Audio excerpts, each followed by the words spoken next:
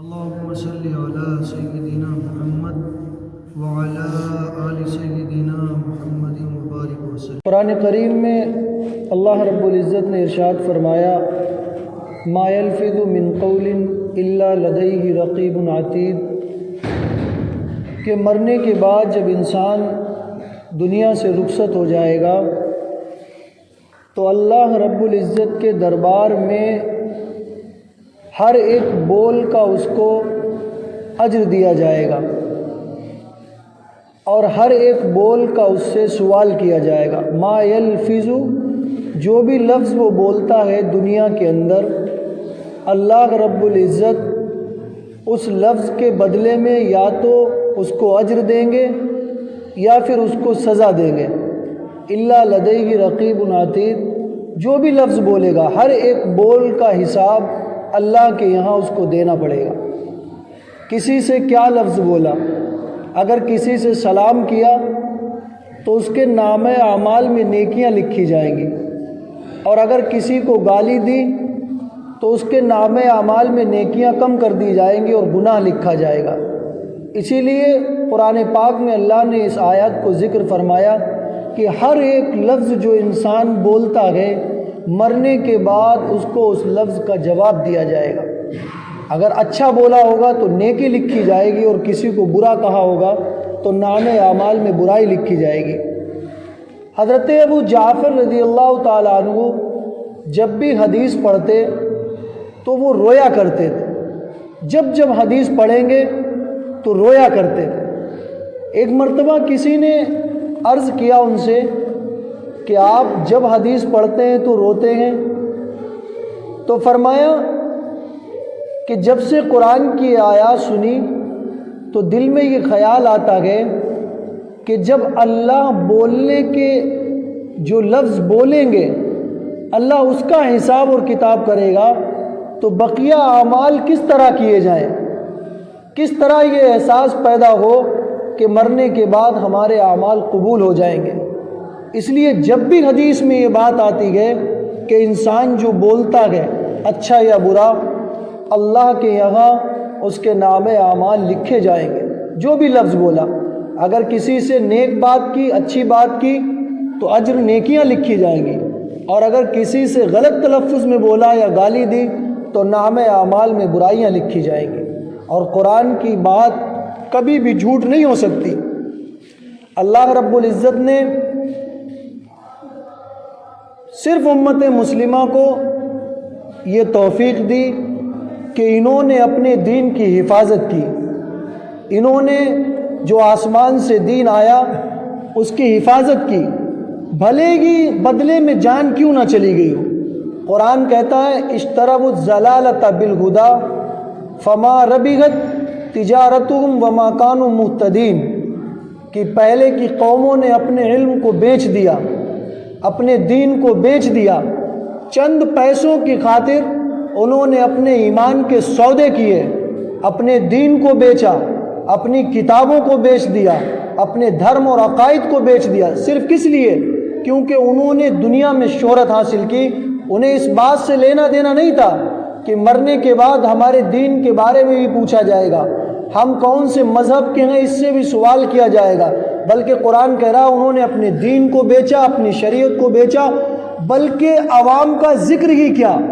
قرآن کہہ رہا یحرفون الکلم عن مواضعہ، پہلی قوم کے علماء نے قلم اٹھایا اور اپنی کتابوں کو بیچ دیا، اپنی کتابوں کو تبدیل کر دیا۔ صرف اس امت کو اللہ نے یہ شرف بخشا کہ انہوں نے اپنے جسموں کے ٹکڑے تو کروا دیے لیکن اپنے دین کے لیے کبھی پیچھے نہیں ہٹے۔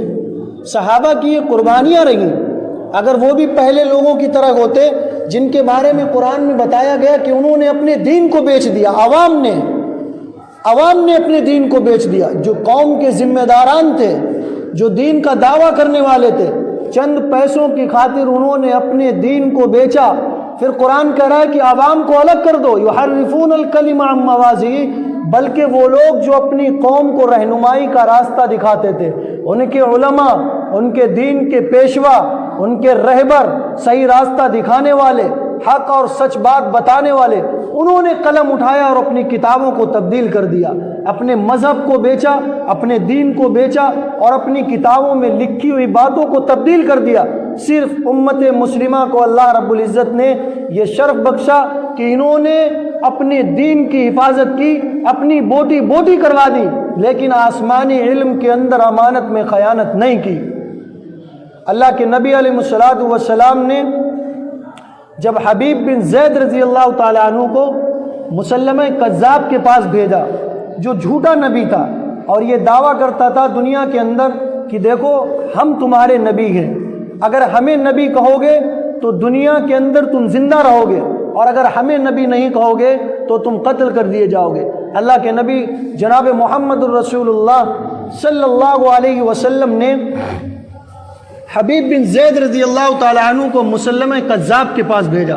تاریخ نے بڑا دردناک منظر ان کی زندگی کا بیان کیا، اگر آپ سنیں گے اور آپ کے اندر ایمان ہوگا تو آپ روئیں گے کہ اللہ کے بندے ایسے بھی آئے جنہوں نے صرف دین کی حفاظت کے لیے جان کی قربانیاں دے دی، جسموں سے بوٹیاں اتروا دی اور پیچھے نہیں ہٹے۔ کیوں؟ وہ جانتے تھے کہ ہمیں حساب یہاں نہیں دینا گے۔ وَعِندَ اللَّهِ احْتَسَبْتُهُ، اگر ہم دنیا کے اندر کچھ نیک کام کریں گے تو ہمیں یہ دنیا والے بدلہ نہیں دیں گے۔ ان کا ایمان قرآن پر تھا، ان کا تعلق قرآن پر تھا، ان کا تعلق آقائے مدنی جناب محمد رسول اللہ صلی اللہ علیہ وسلم کی سیرت پر تھا کہ ہم قربان ہو گئے تو دنیا والوں سے بدلہ نہیں چاہیے۔ ہم کالے گئے یا گورے گئے، دنیا والے ہمیں کالا کہیں گے، اس کا بدلہ دنیا نہیں دے سکتی۔ دنیا کفر کا فتویٰ لگا دے کہ یہ کافر ہو گیا، میرا رب کہہ رہا ہے کہ جب تک میں نہ کہوں تو اتنے گناہ کر کے آ کہ آسمان اور زمین بھر دے اور بیچ میں ذرا سی بھی یہ فاصلہ نہ رہے کہ جس میں ایک اینٹ بھی رکھی جا سکے، اتنے گناہ کر دے اور ساری دنیا تیرے کفر پر مہر لگا دے کہ تو کافر ہو گیا، جا، تیرا رب جب تک تجھ سے راضی ہے تب تک تجھے کوئی کافر نہیں بنا سکتا۔ یہ میرے رب کا فرمان ہے۔ تو اللہ کے نبی جناب محمد الرسول اللہ صلی اللہ علیہ وسلم نے حبیب بن زید رضی اللہ تعالیٰ عنہ کو مسلمہ کذاب کے پاس بھیجا کہ جاؤ اس کے پاس دین کی دعوت لے کر جاؤ۔ جب وہ گئے اور انہوں نے کہا کہ میں تمہارے پاس دین کی دعوت لے کر آیا ہوں، تو مسلمہ کذاب نے کہا اتشہد ان محمد الرسول اللہ، کیا تم یہ گواہی دیتے ہو کہ جناب محمد الرسول اللہ صلی اللہ علیہ وسلم اللہ کے نبی ہیں، تمہارے پیغمبر ہیں، آخری نبی ہے؟ کہا ہاں۔ قال نعم، میں اس بات کی گواہی دیتا ہوں کہ جناب محمد الرسول اللہ صلی اللہ علیہ وسلم ہمارے نبی ہیں اور آخری نبی ہیں۔ کہا اچھا تو پھر تم یہ بھی گواہی دو اتشہد انی رسول اللہ کہ میں بھی اللہ کا نبی ہوں۔ کہا قال لا اسمع، مجھے سنائی نہیں دیتا اور میں ہرگز یہ گواہی نہیں دوں گا کہ تو بھی اللہ کا نبی ہے، بلکہ میں یہ گواہی دیتا ہوں اتشہد ان محمد الرسول اللہ صلی اللہ علیہ وسلم کہ جن کا پیغام میں لے کر آیا ہوں، جنہوں نے مجھے بھیجا گئے وہ اللہ کے نبی ہیں اور تو ہرگز نبی نہیں ہے۔ تو فرمایا کہ تاریخ میں آتا ہے مسلمہ کذاب نے اپنے حکمرانوں کو حکم دیا کہ ان کو پکڑو اور ان کا دایاں ہاتھ کاٹ لو۔ تاریخ میں آتا ہے کہ ان کا یہ ہاتھ پکڑا گیا اور پکڑنے کے بعد یہاں سے کاٹ دیا گیا، زندہ سامنے ہاتھ پکڑوا کر اور یہ ہاتھ کاٹ دیا گیا، اور کہا اب یہ گواہی دے کہ اتشہد انی رسول اللہ کہ میں اللہ کا نبی ہوں۔ کہا نہیں، میں ہرگز یہ گواہی نہیں دوں گا کہ تو اللہ کا نبی ہے۔ فرمایا پھر میں یہ گواہی دوں گا اتشہد ان محمد الرسول اللہ صلی اللہ علیہ وسلم کہ محمد صلی اللہ علیہ وسلم اللہ کے نبی ہیں، اور میں اس بات کی گواہی نہیں دوں گا مسلمہ کذاب کہ تو اللہ کا نبی ہے۔ کہا پھر حکم ہوا پکڑو۔ دائیں ہاتھ کاٹنے کے بعد بایاں ہاتھ پکڑا گیا، فرمایا یہ ہاتھ پکڑوایا اور یہاں سے کاٹ دیا، دونوں ہاتھ کاٹ دیے گئے، اور پھر فرمایا اتشہد ان محمد الرسول اللہ، تم یہ گواہی دیتے ہو کہ محمد اللہ کے نبی ہیں؟ فرمایا ہاں ہاں میں یہ گواہی دیتا ہوں کہ آقائے نامدار جناب محمد رسول اللہ صلی اللہ علیہ وسلم اللہ کے نبی ہیں۔ فرمایا اچھا پھر دایاں پیر پکڑا گیا، فرمایا یہ پیر پکڑو۔ یہ پیر پکڑنے کے بعد یہاں سے کاٹ دیا گیا، دونوں ہاتھ کٹ گئے، ایک پیر کٹ گیا۔ پھر اس نے کہا کیا گواہی دیتے ہو؟ کہا میں یہ گواہی دیتا ہوں اتشہد ان محمد رسول اللہ صلی اللہ علیہ وسلم کہ محمد اللہ کے نبی ہے؟ کہا ہاں۔ قال نعم، میں یہ گواہی دیتا ہوں کہ آقائے نامدار جناب محمد رسول اللہ صلی اللہ علیہ وسلم اللہ کے نبی گئے اور میں یہ گواہی نہیں دوں گا کہ تو اللہ کا نبی گئے۔ فرمایا پھر اس نے کہا کہ ان کا بایاں پیر پکڑو، اور یہ پیر پکڑا گیا، یہ بھی ٹخنے سے کاٹ دیا گیا، دونوں ہاتھ کاٹ دیے گئے، دونوں پیر کاٹ دیے گئے اور زمین پر پڑے ہوئے ہیں۔ فرمایا اب گواہی دیتے ہو کہ اتشہد انی رسول اللہ، کہ میں اللہ کا نبی ہوں؟ فرمایا نہیں، پھر کیا؟ فرمایا اتشہد ان محمد رسول اللہ، میں یہ گواہی دیتا ہوں کہ محمد صلی اللہ علیہ وسلم اللہ کے نبی ہیں، تو اللہ کا نبی نہیں ہے۔ فرمایا کہ پھر خنجر منگایا گیا اور ایک بوٹی اتارنے کا حکم ہوا کہ ان کی ایک بوٹی یہاں سے اتاری جائے، زندہ پڑے ہوئے ہیں۔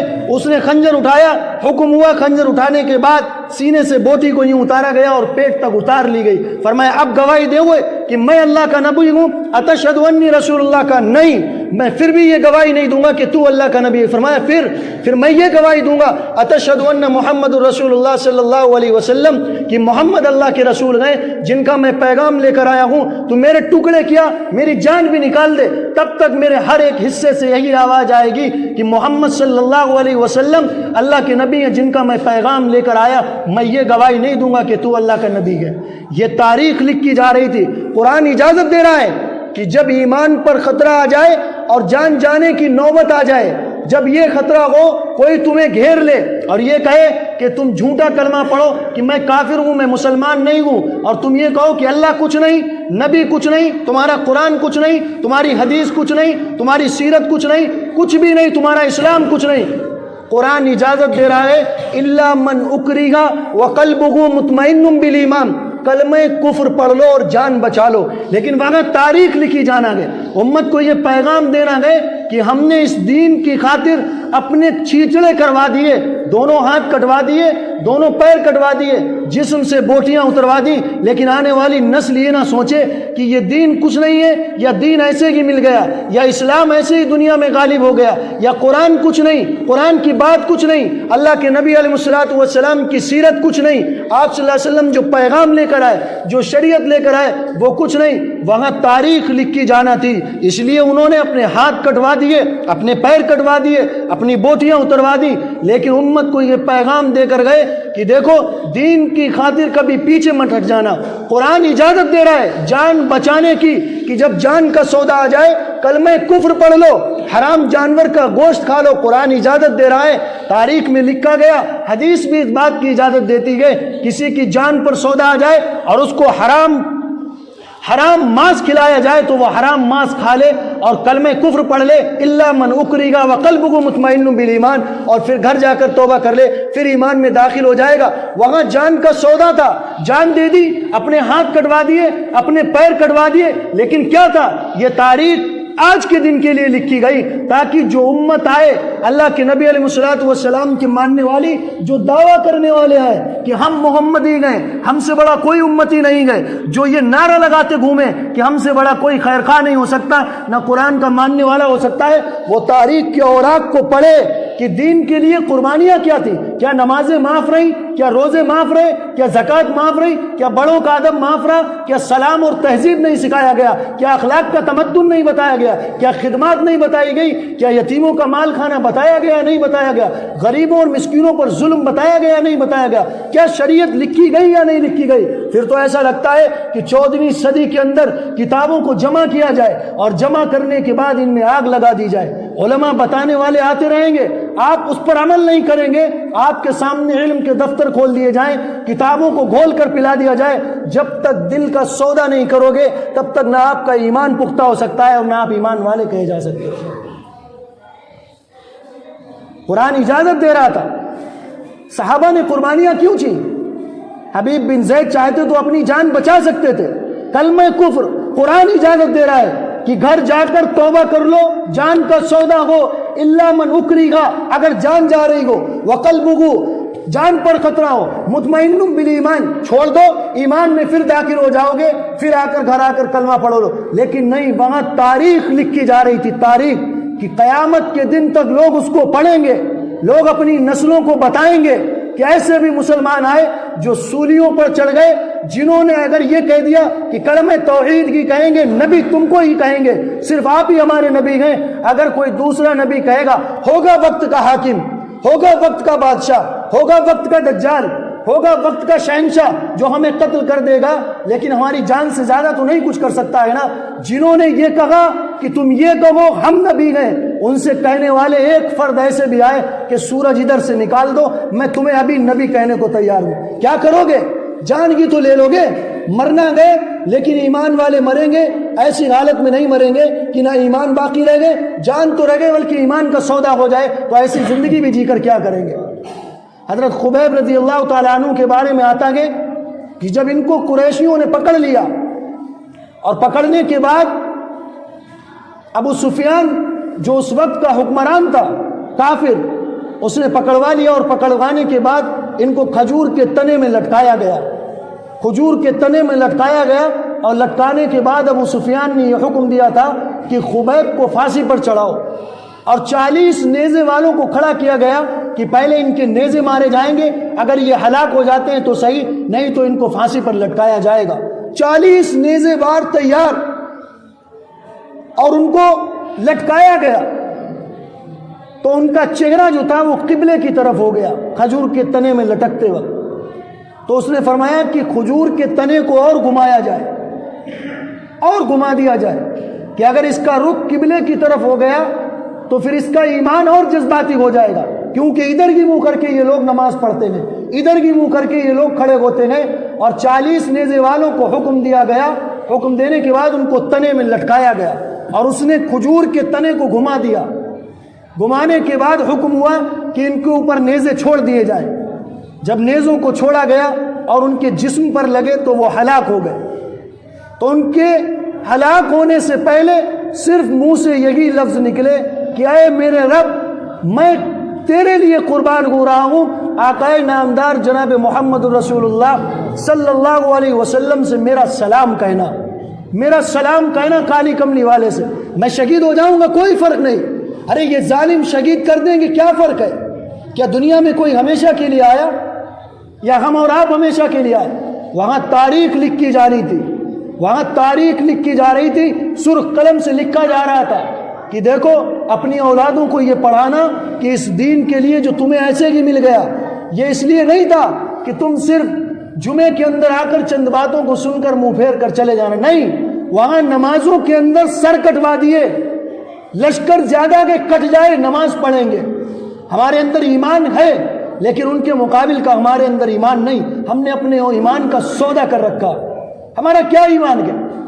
مسجد سے گھر تک، پھر گھر سے مسجد تک، بلکہ اب تو جمعے کے دن کا ایمان رہ گیا ہمارے اندر۔ تو حضرت خبیب رضی اللہ تعالیٰ عنہ کو جب شہید کیا گیا تو انہوں نے یہی کہا کہ کالی کملی والے جناب محمد رسول اللہ صلی اللہ علیہ وسلم سے آئے ہمارے رب میرا سلام کہنا۔ تو تاریخ میں آتا ہے کہ جبریل علیہ السلام اللہ کے نبی علیہ السلام کی خدمت میں حاضر ہوئے اور کہا یا رسول اللہ صلی اللہ علیہ وسلم، خبیب نے آپ کو سلام بھیجا ہے۔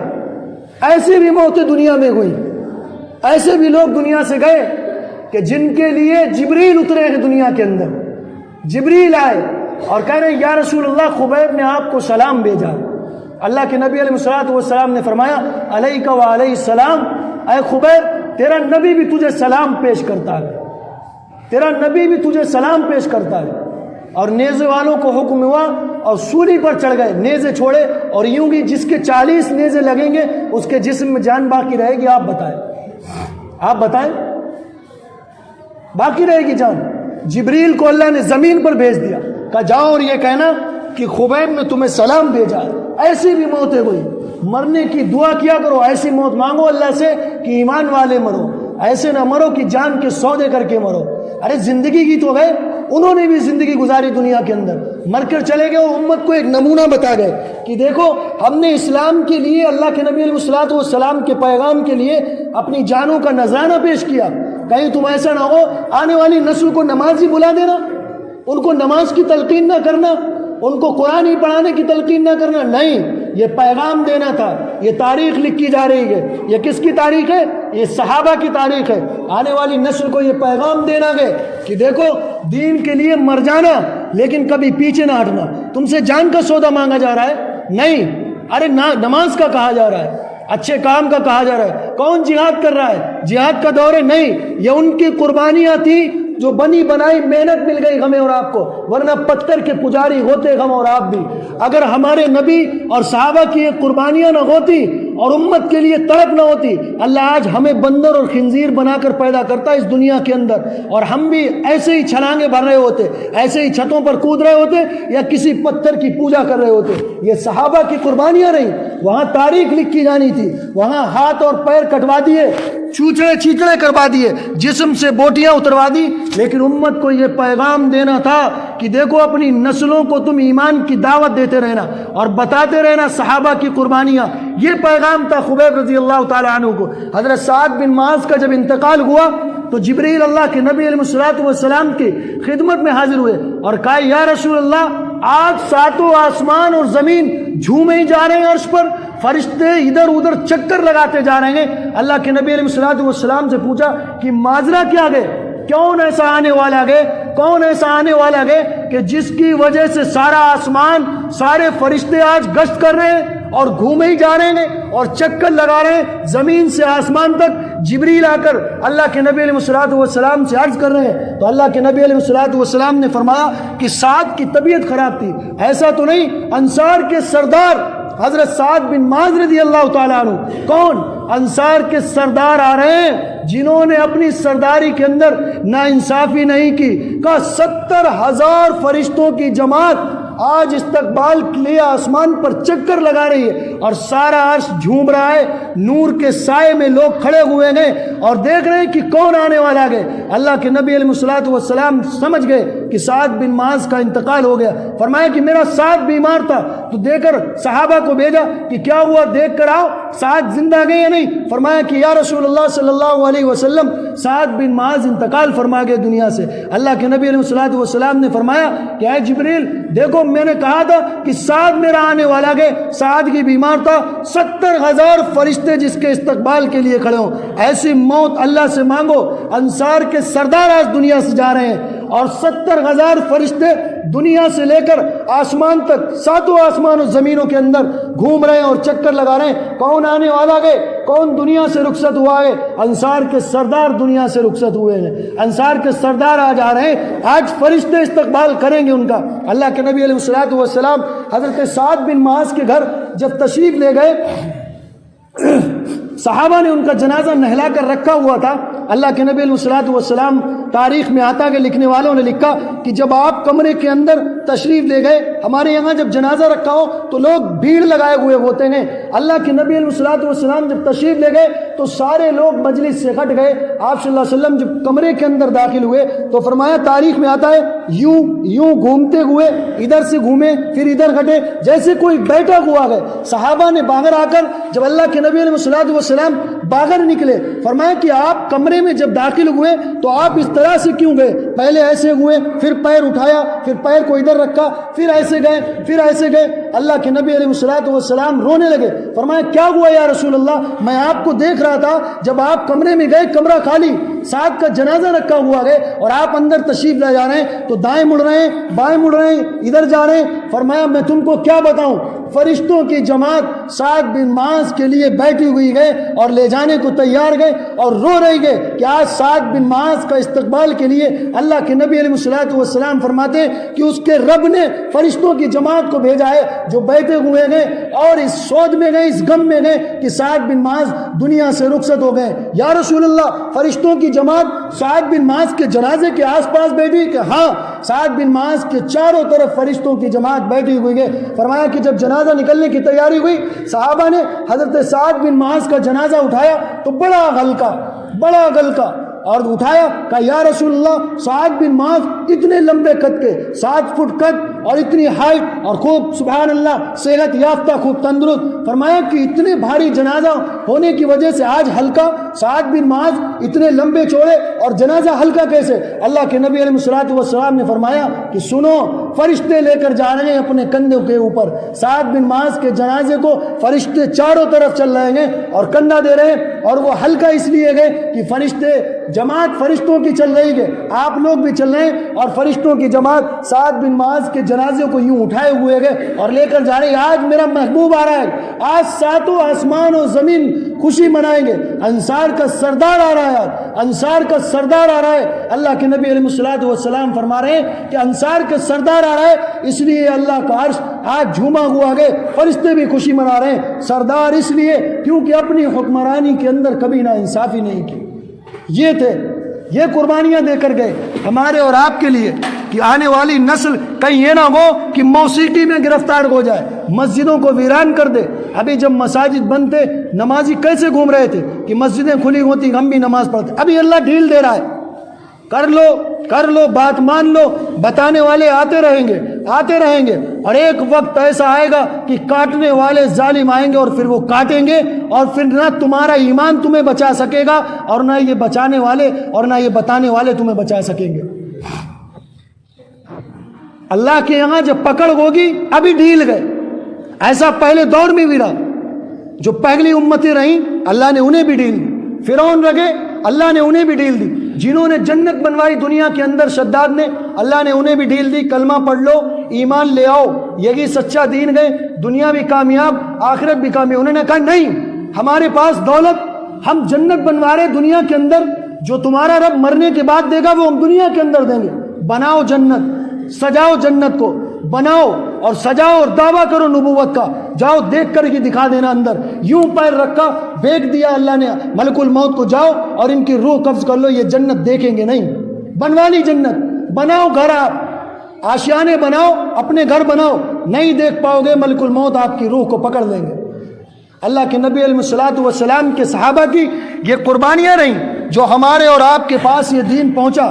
وہاں کالے اور گولے سے نہیں حساب اور کتاب ہوگا کہ کالا گئے تو جنت میں جائے گا یا گورا گئے تو جنت میں جائے گا اور کالا جہنم میں جائے گا. نہیں, رابعہ بصری کیا تھی, 1200 سال مرے ہوئے ہو گئے. کیا تھی, غلام تھی, باندھی تھی, نہ تو خاندان نہ کچھ. خاندان کے حساب سے باندھی, شکل صورت کے اعتبار سے کالی, نہ گھر گئے نہ خاندان گئے. 1200 سال مرے ہوئے ہو گئے. لیکن کیا تھا کہ عشاء کی نماز کے بعد سے فجر تک کبھی سوئی نہیں اور اللہ کی عبادت کیا کرتی تھی. تو ان کے رشتے کے لیے کس نے پیغام بھیجا تھا؟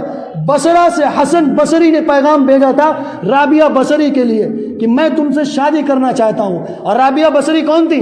اولاد بھی نہیں ان کو ہوتی, بانج تھی, جس کو ہمارے یہاں کچھ اور کہتے ہیں کہ جس کی اولاد نہ ہو, عربی کے اندر اس کو عقیم کہتے ہیں. نہ تو خاندانی تھی, باندھی تھی, شکل صورت کے اعتبار سے کالی, اور اولاد کے اعتبار سے بھی نہیں تھی. ان کے شوہر جوانی کے اندر فوت ہو گئے تھے اور بصرہ کے امام حسن بصری نے ان کی عبادت کی وجہ سے یہ پیغام بھیجا تھا کہ ہم تم سے نکاح کرنا چاہتے ہیں. پائے کے بزرگ اس دور کے اندر جنہوں نے حدیثوں کی وہ مہارت حاصل کی اور وہ کتابیں لکھی, صرف کس بنا پر کہ یہ نیک ہیں, ان سے ہم نکاح کر لیں گے تو ہماری دنیا بھی کامیاب ہو جائے گی اور ہماری آخرت بھی کامیاب ہو جائے گی. بلال حبشی کون تھے؟ غلام تھے. اور کون بنے؟ مدینے کے مؤذن بنے, مسجد نبوی کے. اللہ کے نبی علیہ الصلوۃ والسلام کے چگیتے اور لاڈلے بنے کہ نبوی میں جب اذان دیں گے تو بلال دیں گے. کالے تھے, حبشہ کے رہنے والے. تاریخ میں لکھنے والوں نے لکھا ہے کہ محشر کے میدان میں جب لوگ جمع ہوں گے مرنے کے بعد, اللہ کے نبی علیہ الصلوۃ والسلام سواری پر ہوں گے اور حضرت بلال سرخ اونٹنی پر اللہ کے نبی علیہ الصلوۃ والسلام کے آگے ہوں گے اور لوگ جمع ہوں گے. اللہ کے نبی علیہ الصلوۃ والسلام کہیں گے بلال سے کہ بلال اذان سناؤ آج ان محشر والوں کو. تو حضرت بلال اذان دیں گے وہاں. اور فرمایا کہ جبریل علیہ الصلوۃ والسلام جب اللہ کے نبی علیہ الصلوۃ والسلام کو جنت میں لے جائیں گے پہلی مرتبہ, تو اللہ کے نبی علیہ الصلوۃ والسلام کی سواری کی رسی گر جائے گی. تو کون اٹھانے آئے گا؟ کتنے صحابہ گئے, ابو بکر گئے, عمر گئے, عثمان گئے, علی گئے, جنہوں نے مال دولت کے انبار لگا دیے تھے زندگی کے اندر. حکم ہوگا کہ بلال کو بلایا جائے اور بلال آج میرا رہبر بنے گا اور میری سواری کی رسی کو پکڑ کر چلے گا. یہ تھے حضرت بلال. انصار کے گھر سے اذان دیا کرتے تھے. اللہ کے نبی علیہ الصلوۃ والسلام کے زمانے میں مؤذن بنائے گئے مدینے کے, اور ایسی اذان دیتے تھے کہ مدینے کے اندر جب اذان دیتے تھے تو لوگ رویا کرتے تھے. بلال کی اذان سننے کے لیے روتے تھے لوگ. اللہ کے نبی علیہ الصلوۃ والسلام کا جب انتقال ہوا تو حضرت بلال اذان دے رہے تھے، اشہد ان محمد الرسول اللہ صلی اللہ علیہ وسلم. جب یہ الفاظ کہے تو حضرت بلال کو یہ خبر ملی کہ جناب محمد الرسول اللہ صلی اللہ علیہ وسلم دنیا سے رخصت ہو چکے ہیں، دنیا سے انتقال کر گئے، چلے گئے دنیا سے. تاریخ نگاروں نے لکھا کہ جب یہ خبر ملی حضرت بلال بے ہوش ہو گئے، اور جب ہوش آیا اور پھر دل نہیں رہا کہ مدینے کے اندر رہیں، دل بے چین ہو گیا کہ اب مدینے میں رہ کر کیا کریں گے. وہاں سے ملک شام کا سفر کیا اور ہجرت کر گئے، مدینے سے ملک شام چلے گئے. ملک شام جانے کے بعد وگی رگنے لگے. 6 مہینے کے بعد اللہ کے نبی علیہ الصلوۃ والسلام کا خواب میں دیدار ہوا حضرت بلال رضی اللہ تعالی عنہ کو کہ اے بلال، تو نے میرا شگر چھوڑ دیا، میرا شگر چھوڑ دیا کہ جہاں میں نے تیری رہبری کی، جہاں کا بچہ بچہ بلال کو مؤذن کہہ کر پکارتا تھا، مؤذن کہہ کر. قیامت کے دن اللہ کے نبی علیہ الصلوۃ والسلام نے فرمایا کہ جو لوگ اذان دیتے ہیں ان کا مقام اور مرتبہ بھی الگ ہوگا، بلائے جائیں گے. آج مؤذن اذان دیں گے، مؤذن آج الگ کھڑے ہوں گے. اللہ کے نبی علیہ الصلوۃ والسلام کتنے صحابہ انتقال کے بعد مدینے سے ملک شام چلے گئے. اللہ کے نبی علیہ الصلوۃ والسلام کا خواب میں دیدار ہوا. حضرت بلال کو فرمایا بلال، تو نے میرا شگر چھوڑ دیا، میرا شگر. دل میں بے چینی ہوئی، کہا نہیں یا رسول اللہ، دل نہیں کرتا تھا کہ اب مدینے کے اندر رہوں. آپ جب چلے گئے دنیا سے، فرمایا کہ نہیں، تمہیں مدینے کی جانا ہے. پھر تاریخ میں آتا ہے کہ اونٹ کی سواری کی اور 7 دن 7 راتیں مسلسل ملک شام سے چلتے رہے اور مدینے میں تشریف لائے. تو کسی کو یہ خبر نہیں ہوئی کہ مدینے کے اندر بلال پھر آ چکے ہیں. دھیرے سے یہ خبر لوگوں میں چرچا چل رہا ہے کہ بلال مدینے میں آ چکے ہیں. ایک سے خبر دوسرے کے پاس، دوسرے سے تیسرے کے پاس. اب ایک دوسرے کو اشارہ کر رہے ہیں اذان کے لیے، کہہ دو بلال سے کہ بلال اذان دے دیں. بلال 6 مہینے کے بعد ملک شام سے لوٹے ہیں. کوئی یہ کہہ دے سفارش چل رہی ہے کہ مدینے میں اذان دے دیں بلال، کوئی سفارش لگائے، کہہ دے. ہم اور آپ ہی کہتے ہیں، آج کوئی بیان کر دے، کوئی نعت سنانے والا کوئی نعت سنا دے، یا کوئی ناچنے والا ہے، نوجوان کہیں گے کہہ دو اس سے یہ آج گانا گا دے. دل کی بے چینی ہوتی ہے. وہاں سفارشیں چل رہی ہیں. بلال سے کہے کوئی، ایک دوسرے وہاں سب موجود گئے، بڑے بڑے صحابہ کی جماعت موجود گئے، لوگ بیٹھے ہوئے ہیں، ایک دوسرے کو اشارہ کر رہے ہیں. تم کہہ دو بلال اذان دے دے، آج تم کہہ دو بلال اذان دے دے. سفارشیں چل رہی ہیں. لوگ پریشان ہیں، جائے کون بلال کے پاس؟ بلال کا غم کون سمجھ رہا ہے؟ کوئی ہے سمجھنے والا؟ جو غم سمجھا ہو وہ جائے بلال کے پاس. جس نے مدینہ چھوڑ دیا وہ مدینے میں رہنے والے کی کیا جرت ہوگی جو یہ کہے؟ جس نے نبی کے جانے کے بعد یہ نہ سوچا کہ اب یہاں رہ کر کیا کہیں گے، اس کی دنیا بیکار، اس کی زندگی بیکار. اب سفارش کون کرے گا؟ تاریخ میں آتا ہے کہ حسن اور حسین سے کہا گیا، حسن اور حسین یہ چھوٹے تھے، ان سے کہا گیا کہ تم سفارش کرو، ایک 6 سال کے اور ایک 7 سال کے. فرمایا کہ تم سفارش کرو اور جاؤ بلال سے کہو کہ اذان دے دیں. کسی کی ہمت نہیں ہوئی. فرمایا کہ حسن اور حسین چھوٹے تھے، یہ حضرت بلال کے پاس گئے اور کہا کہ آپ میرے نانا کے لیے اذان دیتے تھے، آج آپ اذان دے دیں. تو حضرت بلال رونے لگے چیخیں مار کر. چھوٹے سے بچے کیا کہہ رہے ہیں؟ کسی نے جا کر یہ نہیں کہا کہ بلال آپ اذان دے دو. کہہ سکتے نہیں، ہمت نہیں ہو رہی. کون محبت، اس کے آگے کیا محبت جس کی دنیا اجڑ گئی؟ محمد کے جانے سے جس کی زندگی اجڑ گئی، کون جا کر کرے گا؟ ہم کہہ لیں گے؟ نہیں کہیں گے. ہماری ہمت نہیں ہوگی کہ ہم بلال سے جا کر یہ کہہ دیں کہ آپ اذان دے دیں. تاریخ میں آتا ہے کہ حسین سے کہا گیا تم جاؤ گے؟ نہیں. اس نے اپنے بھائی کا ہاتھ پکڑ لیا کہ یہ جائے گا تو میں کہوں گا. لوگ ان کو لالچ دے رہے، جاؤ کہہ کے آؤ تم بلال سے، اور یہ کہنا کہ تم اذان دے دو. تو حسن اور حسین دونوں حضرت بلال کے پاس گئے. کہا آپ کیا کہا؟ یہ نہیں کہا اذان دے دو، آپ میرے نانا کے لیے اذان دیتے تھے، آپ اذان دے دو. آپ تاریخ میں آتا ہے کہ حضرت بلال روئے، پہلے تو بہت روئے. اب بچوں کی بات کون کاٹتا ہے؟ والدین کبھی کاٹتے نہیں، کتنی بھی غربت میں کیوں نہ ہو. اگر بچہ پیسے مانگے گا تو والد اگر دیں گے، بھلے ہی 10 روپے کیوں نہ ہو. فرمایا کہ حسن اور حسین کی اس بات کو سن کر حضرت بلال نے اذان دی مسجد نبوی کے اندر ایک عرصے کے بعد. اور جب اذان دی حضرت بلال نے تو مدینے کے اندر ایسا کوئی گھر نہیں کہ جس کے اندر سے رونے کی آواز نہ آئی ہو کہ بلال آج اذان دے رہا۔ بلال کہاں سے آ گیا؟ بلال مدینے سے ہجرت کر گیا تھا، پھر بلال مسجد نبوی میں آ گیا۔ آج مدینے کے اندر اذان ہو رہی ہے، لوگ دروازے کھول رہے ہیں، عورتیں رو رہی ہیں چیخیں مار کر، نوجوان رو رہے ہیں، بچے بھی رو رہے ہیں۔ آج محمد کا غلام اذان دے رہا ہے، بلال مدینے لوٹ کر آیا، آج بلال اذان دے رہا ہے۔ یہ تھے نبی کے چہیتے، یہ تھے کہ جن کی تاریخ قیامت تک پڑھی جائے گی، یہ تھے جنہوں نے قربانیاں دی، یہ تھے جنہوں نے اللہ کے لیے جان قربان کر دی دین کی حفاظت کے لیے۔ قرآن اجازت دے رہا ہے کہ جان پر خطرہ ہو تو کلمہ کفر پڑھ لینا اور گھر آ کر توبہ کر لینا، تمہارا دین بچ جائے گا، تمہارا ایمان بچ جائے گا، تم پھر مسلمان رہو گے۔ لیکن نہیں، وہاں تاریخ لکھی جانی تھی، امت کو یہ پیغام دینا تھا کہ چند ٹکوں کے خاطر بک نہ جانا، مساجد و مدارس کو آباد رکھنا، دین والے رہنا، بے دین نہ بن جانا، بچوں کو دینی بنانا، بے دینی نہ سکھانا، اچھے کام سکھانا، فرائض کا حکم دینا، مستحبات کام سے انہیں دور رکھنا۔ کہیں ایسا نہ ہو کہ لغویات کام کو وہ دین سمجھ لیں اور اصل فریضے سے دور ہو جائیں، ان کی دنیا بھی بیکار ہو جائے اور آخرت بھی بیکار ہو جائے۔ تو اپنا ایمان بناؤ صحابہ کے جیسا۔ اب شہید ہونا نہیں مانگا گیا کہ تم قربانی دے دو، اور اگر مانگا جاتا تو ہمارا تو ایمان ہی نہیں تھا۔ وہ صحابہ تھے، ہم ان کی پیر کی دھول کے برابر بھی نہیں۔ واقعے کیوں سنائے ان کے؟ پہلے اپنے ہم مسائل تو صحیح کر لیں، ہم نمازی کی بن جائیں، پھر ان کی باتیں کریں، ورنہ غیرت لگتی ہے۔ کس کی بات کریں؟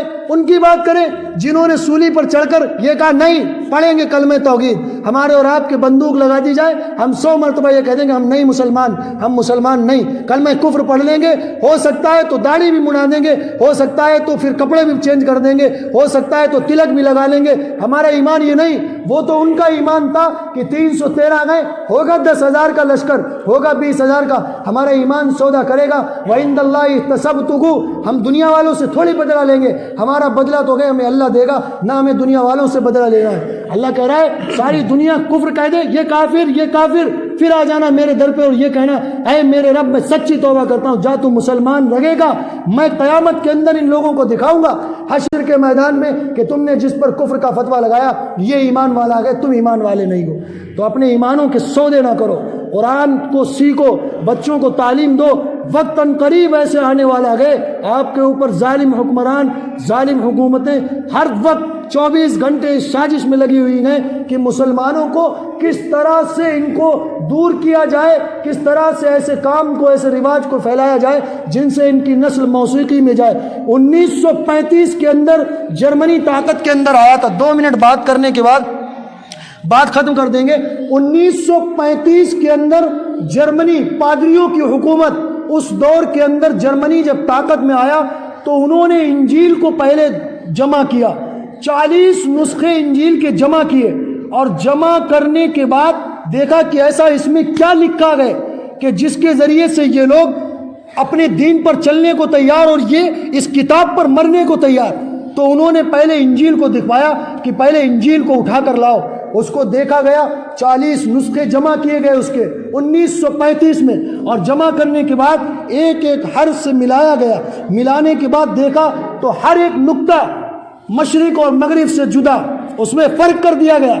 قرآن کہہ رہا ہے اشتروا الضلالۃ بالہدی فما ربحت تجارتهم وما كانوا مهتدین، پہلے کی قوموں نے اپنے دین کو بیچ دیا، اپنے مذہب کو بیچا، اپنی قوم کے لوگوں نے جو ان کی قوم کے رہبر تھے انہوں نے، بلکہ ان کی چھوڑو یحرفون الکلم عن مواضعہ، ان کے جو علماء تھے، جو پیشوا تھے، جو رہنما تھے، انہوں نے قلم اٹھایا اور کتابوں کو بدل دیا۔ انہوں نے دیکھا کہ یہ تو تبدیل ہے، اب مسلمانوں کا قرآن اٹھاؤ کہ اس میں کیا ایسا ہے، تو تاریخ میں آتا ہے کہ 40,000 نسخے، انجیل کے 40 نسخے اور قرآن کے 40,000 نسخے انہوں نے جمع کیے، اور اس وقت جب کتابت کا دور تھا، قلم سے قرآن لکھا گیا تھا، اس دور کے اندر انہوں نے 40,000 نسخوں کو ملایا، اور ملانے کے بعد ذرہ برابر ایک زیر اور زبر کا پیش کا فرق انہوں نے نہیں پایا، انہوں نے فرق نہیں پایا۔ انہوں نے کہا کہ اس لیے یہ دین سچا ہے، اسی لیے یہ لوگ اس دین پر، اس کتاب پر تیار ہیں قربان ہونے کے لیے، اور دنیا سے قربان بھی ہو گئے۔ 40,000 نسخے اس دور کے اندر جب قلم کا رواج تھا 1935 کے اندر، یہ پریس کا دور نہیں تھا چھپاؤ کرنے کا، اس دور کے اندر انہوں نے قرآن کے 40,000 نسخوں کو جمع کیا، اور جمع کرنے کے بعد دیکھا ایک زبر اور زیر کا بھی فرق نہیں پایا۔ یہ ہمارا اسلام، یہ ہمارا دین ہے جو عقائد نامدار جناب محمد رسول اللہ صلی اللہ علیہ وسلم لے کر آئیں گے۔ تو دینی جذبات پیدا کرو، دینی کمالات پیدا کرو، بچوں کو دینی تربیت دو، ورنہ میں آپ سے پھر کہہ رہا ہوں، میری بات آپ لکھ کر رکھ لینا کہ برما اور روہنگیا کے اندر ایسا نہیں تھا کہ وہ لوگ دیندار نہیں تھے، یا مساجد نہیں تھی، یا دینی نہیں تھے، یا روزے نہیں رکھتے تھے، یا نمازیں نہیں پڑھتے تھے، نہیں، دیندار تھے، آپ سے بڑے دیندار تھے، لیکن جب انہوں نے سیاست کے اندر مل کر مساجد اور مدارس کو اس چیز سے جوڑا، آپ کو بری نہ لگے، اور انہوں نے دین کو چوپٹ کر دیا، ہر چیز کو دین سے بالکل جدا کر دیا، اولادوں کو موسیقی میں ڈالا، تو پھر دن میں کاٹے گئے، نوجوانوں کو جمع کیا گیا، جمع کرو، لٹا لو انہیں، دن میں 12 بجے ان کو لٹایا گیا، اور لٹانے کے بعد لگاؤ آگ، لوگ غیر مسلموں کو جلاتے ہیں، ہم مسلمانوں کو جلائیں گے، اور جلانے کے بعد پھر دارو پیئیں گے اور یہ جلتے رہیں گے زندہ۔ ایسا ہوا، ماؤں کے پیٹ سے بچے نکالے گئے، حمل کو یوں نکالا گیا چاقو سے، اور بھائی کو باندھ دیا گیا، اور بہن کے پیٹ سے حمل نکالا گیا۔ ایسے تاریخ کے اندر منظر آئے، آپ کی آنکھوں نے ابھی دیکھا نہیں گئے۔